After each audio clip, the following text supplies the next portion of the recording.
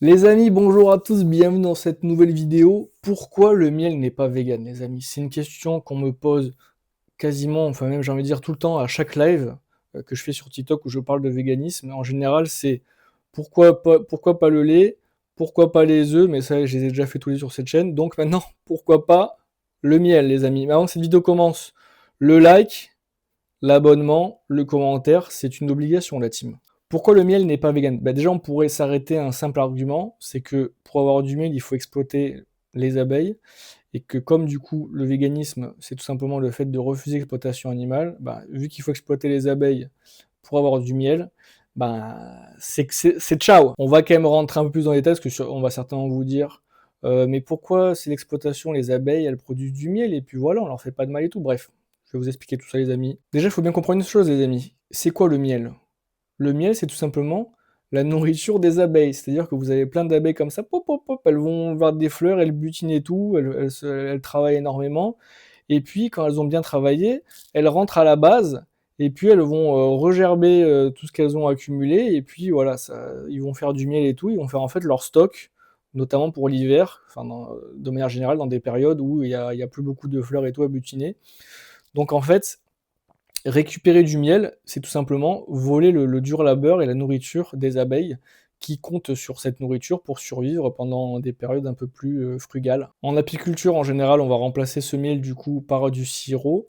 Le problème de ce sirop, comme vous vous en doutez, c'est que c'est pas comme du miel, donc c'est beaucoup moins nutritif. Donc tous les hivers, il y a énormément d'abeilles qui meurent tout simplement parce qu'elles n'ont pas les nutriments nécessaires pour survivre à cette période-là. Sans parler de celles qui se tuent à la tâche et qui se fatiguent plus qu'elles ne devraient, à du coup essayer de combler le manque de miel qu'il y a, alors que normalement elles avaient fait le taf. Pour avoir du miel et optimiser la production de miel, il y a des choses aussi qui sont faites dans l'apiculture, notamment couper les ailes de la reine. Et oui, parce que si la reine se barre et qu'elle va faire une ruche ailleurs, bah ça fait pas plaisir, parce que nous on veut que la ruche elle soit à l'endroit où on a fait la ruche pour que ce soit nous qui récupérons le miel. Les reines sont aussi très souvent remplacées de force pour rebooster la productivité. Et il peut y avoir aussi des inséminations artificielles qui, à chaque fois, tuent le mâle dans le processus. L'apiculture fait aussi qu'il y a des dégâts collatéraux.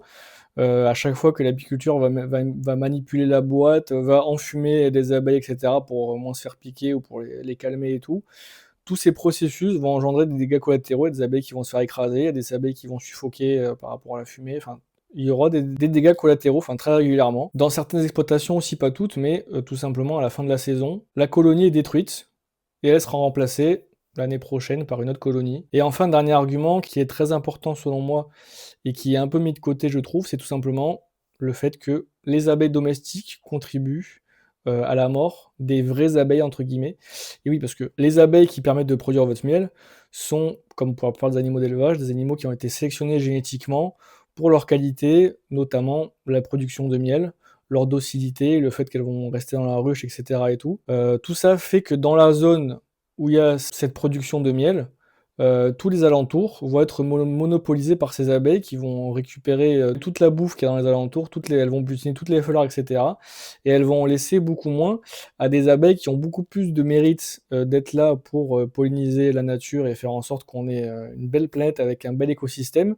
C'est tout simplement les abeilles sauvages. Les abeilles sauvages qui, de manière générale, sont beaucoup plus solitaires, ne créent pas des grosses ruches, ne vont pas forcément stocker du miel et tout, vont juste se nourrir, butiner, et comme ça vivre un petit peu de manière plus solitaire. Et c'est en fait c'est elles qui, dans la très très grosse partie, permettent en fait à vraiment polliniser la nature tout simplement. Alors bien sûr il y a d'autres facteurs, notamment la pollution et tout, qui font que ces abeilles sauvages disparaissent de plus en plus, mais forcément l'impact de ces élevages ne les aide pas du tout à survivre, parce que tout simplement elles sont out of skill quoi, quelque part quoi. Et d'ailleurs ça fait penser par rapport à ça, il y a souvent un argument qui est un peu utilisé pour les abeilles domestiques, c'est que sans les abeilles domestiques, tous les champs de plantes, de courgettes, de ce que vous voulez pour les véganes, du coup ne seraient plus pollinisés, et du coup il y aurait plus de bouffe. Si on n'avait plus d'apiculture en France, on pourrait plus faire de champs. Vous avez compris, c'est un argument qui n'a aucun sens, puisque comme je vous l'ai expliqué, la majorité de la pollinisation se fait par ces abeilles sauvages, sans parler du fait qu'il y a des plantes qui peuvent être pollinisées que par ces abeilles-là, ces abeilles solitaires. Et il y a aussi tout simplement des abeilles domestiques